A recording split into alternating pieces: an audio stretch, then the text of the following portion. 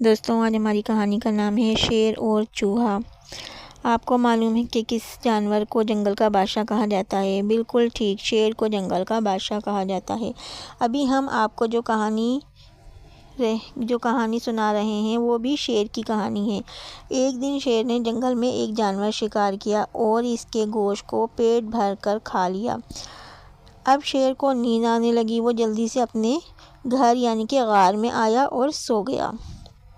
ابھی کچھ ہی دیر ہوئی تھی کہ اچانک ایک چوہا کھانے کی تلاش میں اس کے گھر میں مطلب غار میں گھس گیا اور کھانا تلاش کرنے لگا۔ اس کی آواز سن کر شیر کی آنکھ کھل گئی۔ شیر کو بہت غصہ آیا اور اس نے لپک کر چوہے کو پکڑ لیا اور غصے سے کہا، تم میرے گھر میں میری اجازت کے بغیر کیسے آئے؟ اب میں تمہیں کھا جاؤں گا۔ اب تو چوہے کو اپنی موت بالکل سامنے نظر آنے لگی، لیکن وہ گھبرایا نہیں بلکہ اس نے شیر سے کہا کہ مجھ سے غلطی ہو گئی، مجھے معاف کر دو، ہو سکتا ہے میں بھی کبھی تمہارے کام آؤں۔ شیر چوہے کی بات سن کر زور زور سے ہنسنے لگا، تم اور میری مدد کرو گے؟ اپنے آپ کو دیکھو اور مجھے دیکھو۔ چوہے نے کہا، دیکھو، کسی کو چھوٹا ہونے کی وجہ سے کسی کو حقیر کمتر نہیں سمجھنا چاہیے۔ اللہ نے کسی چیز کو بیکار پیدا نہیں کیا۔ شیر کو ننھے چوہے کی یہ باتیں بہت اچھی لگیں اور اس نے چوہے کو آزاد کر دیا۔ چوہا بہت خوش ہوا۔ اس نے اللہ کا شکر ادا کیا اور پھر شیر کا شکریہ ادا کیا۔ ابھی اس قصے کو کچھ ہی دن گزرے تھے کہ جنگل میں ایک شکاری آیا۔ انہوں نے شیر کو پکڑنے کے لیے ایک جال بچھایا تاکہ شیر کو پکڑ کر چڑیا گھر والوں کو فروخت کر سکیں۔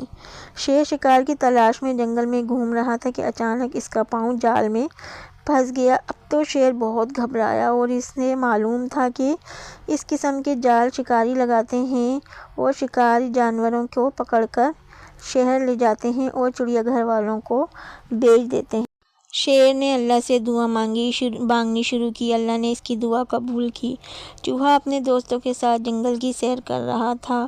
اچانک اس کی نظر شیر پر پڑی۔ اس نے شیر کو پہچان لیا کہ یہ وہی شیر ہے جس نے اس پر احسان کیا تھا۔ اب آپ کو تو معلوم ہوگا کہ چوہے کے دانت چھری کی طرح تیز ہوتے ہیں۔ چوہے نے اپنے دوستوں کو ساتھ مل کر پورا جال کتر دیا اور شیر کو جال سے نجات ملی۔